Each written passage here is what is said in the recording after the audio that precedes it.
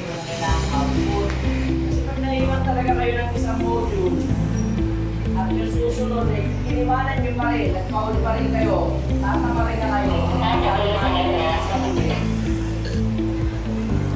So, ayan na nga po mga kanegrang ina-explain ni Sir John na paano gawin ang module nang hindi ka matatambakan. Totoo naman yung sabi niya, pagka hindi mo inayos ang module mo, hindi mo ginawa on time, at late ka, matatambakan ka dahil hindi naman talaga biro yung modules na binibigay sa amin. And then, ito na naman, papasok mga kanegrang ina, ang salita ni Sir Shera na matira masipag. Totoo yun. Kapag ka hindi mo ginawa on time, matatambakan ka, tatamarin ka. Ang ending, titigil ka na naman.